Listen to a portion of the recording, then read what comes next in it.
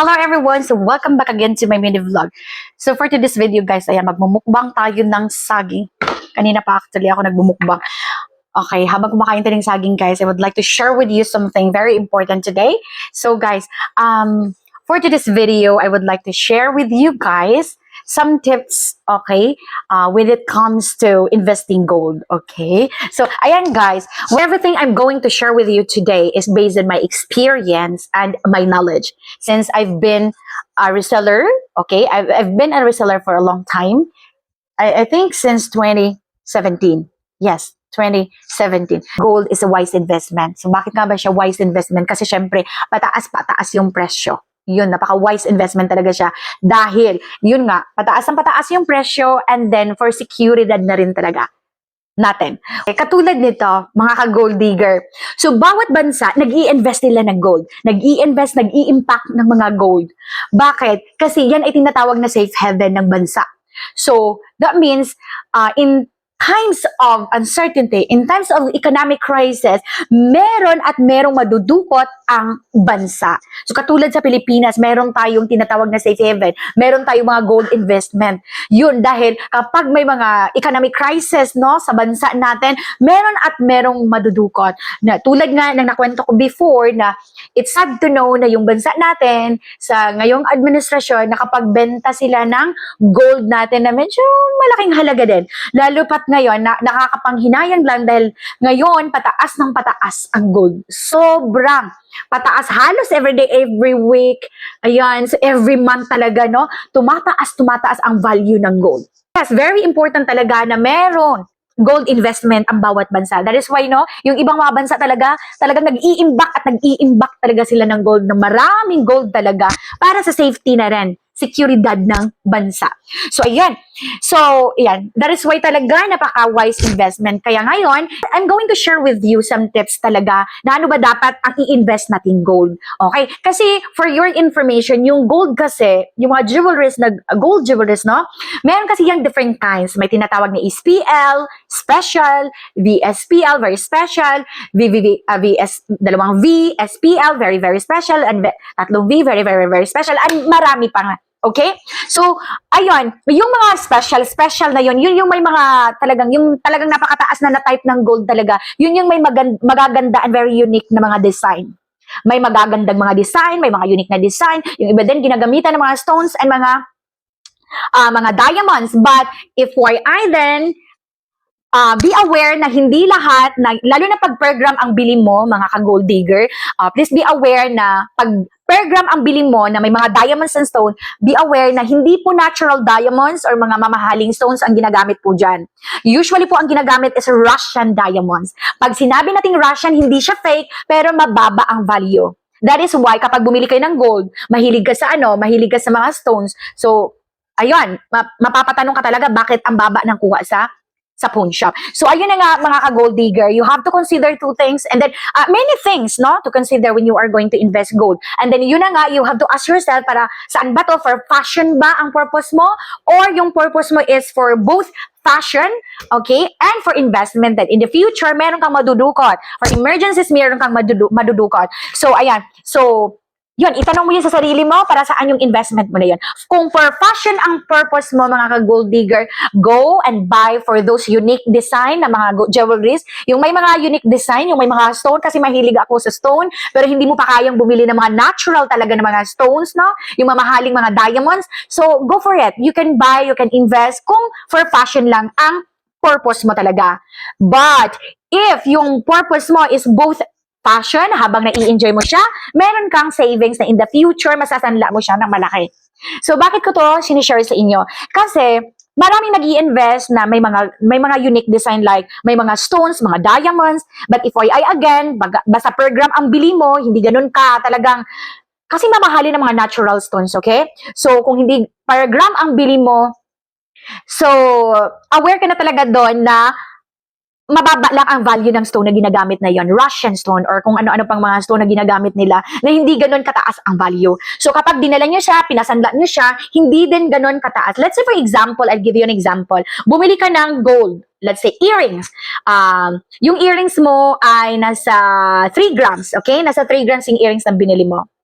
Pero dahil nga mahilig ka sa mga stone, yung earrings na binili mo ay may maraming mga stones. So, FYI, kapag binili niyo po siya, pag dinala niyo siya sa pawn shop, ayan, wag na kayo magtaka kung bakit ang baba lang ng kuha ng pawn shop. Let's say, for example, yung diamond, yung earrings na yun is 3 grams, pero yung stone na nandoon ay nasa 1 gram.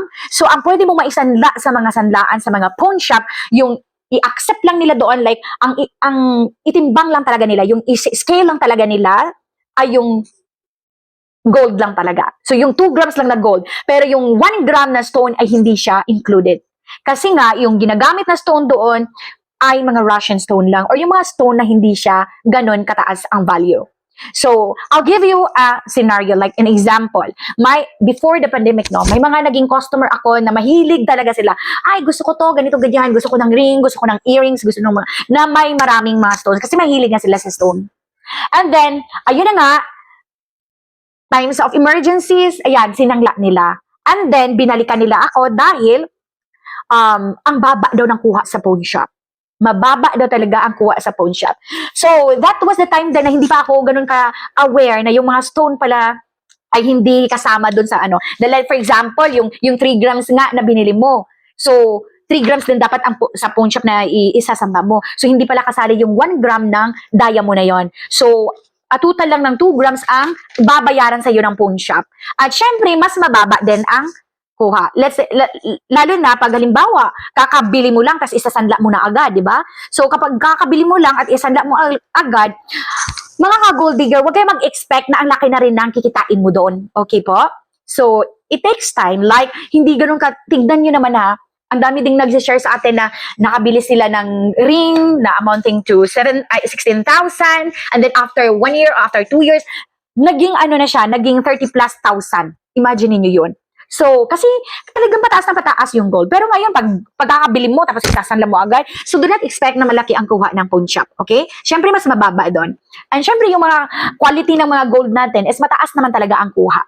Pero, yun nga, nagtataka yung iba, bakit mas mababa? Siyempre, that's business. Business yan ng pawn shop. Alam nga naman kung magkano ang bili mo, ganun din ang bibili nila. Siyempre, mas mababa doon kasi business nga nila. Kasi pag hindi mo siya, inirimati mo yan sa kanila, ibebenta din nila yon. Okay? So, yun, hindi siya included yung stone doon. Kaya, kung ang purpose mo ay hindi pang fashion, kundi pang investment na in the future, or for emergencies, meron kang madudukot, meron kang masasanda, so do not invest for gold na may mga stones, mga diamonds, ha? Na hindi siya mga natural diamonds. Naintindihan? Okay?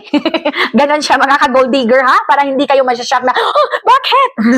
Kasi meron talaga akong customer before na talagang binalikan ako, bakit ang baba lang? Sabi ng pawn shop dito. So, hindi siya fake, pero mababa lang talaga ang value. Kasi Russian diamond siya. Di ba yung nakikita nyo ng mga, na talagang mumurahin lang. Kasi kung gusto mo rin talaga ng diamond at kaya mo namang bumili, doon ka sa natural diamonds, okay? Pag sinabi na natin natural diamonds, so mahal na po talaga ang usapan natin doon. Mahal na po talaga ang, okay, mga prices doon, okay? Ayan, so ibang price na rin yun. So, ayan. Pero kung hindi mo pa talaga kaya at gusto mo talaga ng mga diamonds, go for it.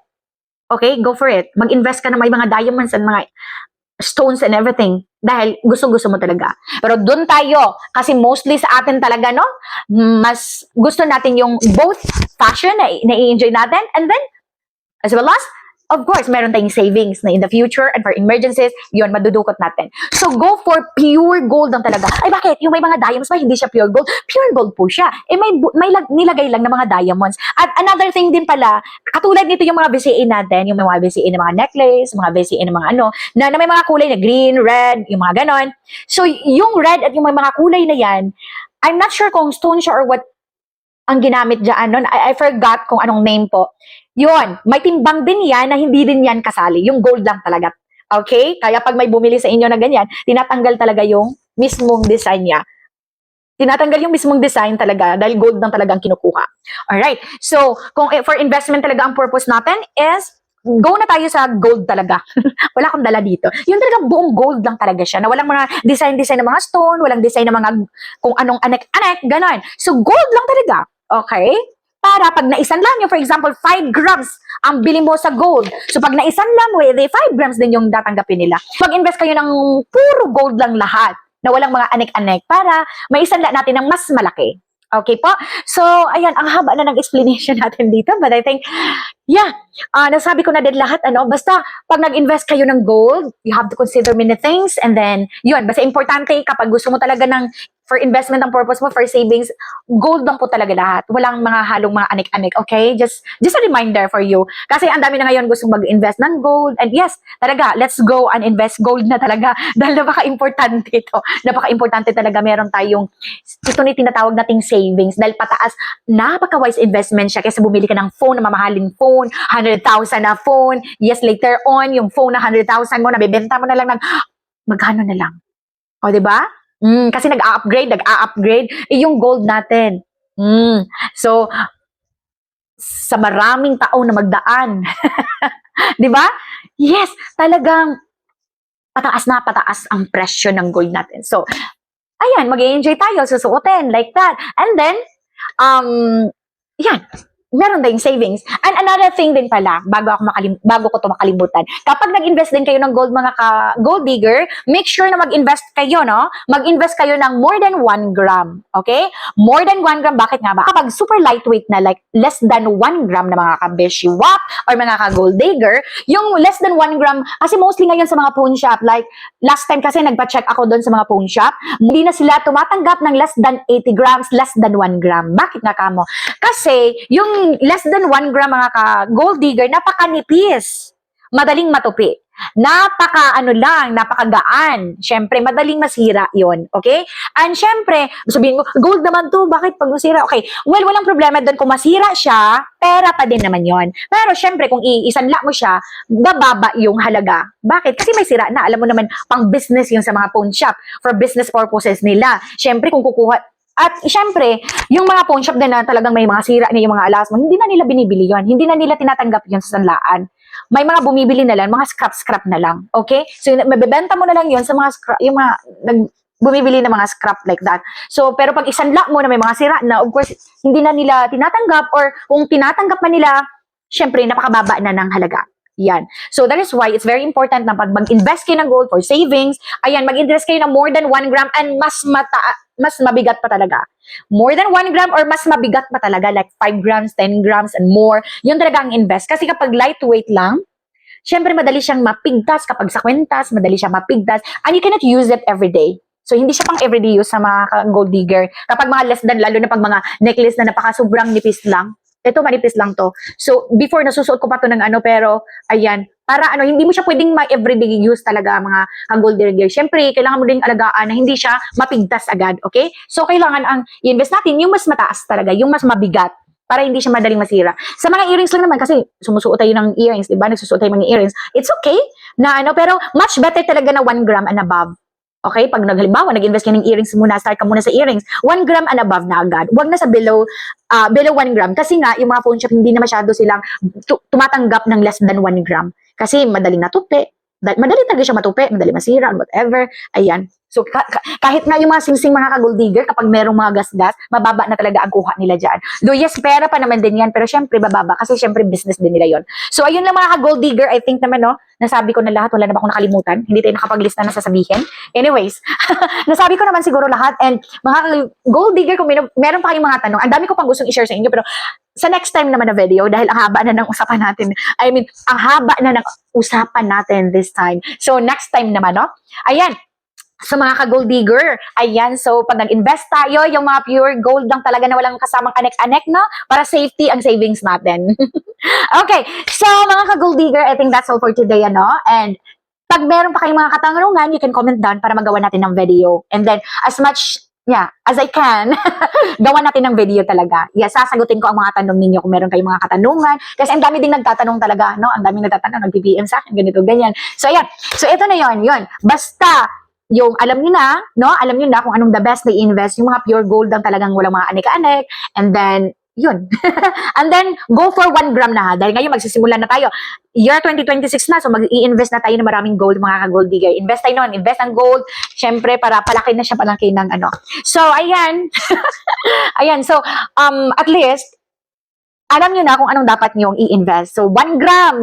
Ayan, paulit-ulit ko yung i-remind sa inyo. More than 1 gram na agad ha. Kung mag-start kayo sa earrings muna. So, mag-start na kayo sa 1 gram. wag kayo sa less 1 gram, okay? Kasi nga, hindi na tinatanggap ng mga pawn shop talaga ang less than gram. Okay? Pero kung gusto nyo naman yun at gusto nyo lang ng palamuti sa katawan, it's fine. It's fine lang mga gold digger. Pero nga, in times of emergency, bihira na kasi yung mga pawn shop ngayon na tumatanggap ng less than gram, okay?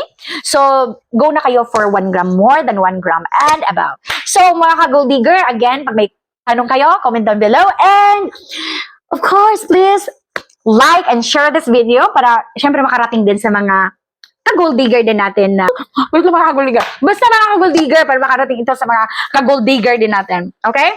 So, that's all for today and bye for now! Kain tayo na sa akin. Bye! Ang inyong alahera, this is Care. I care for your future. Mag-invest ka na! Now na!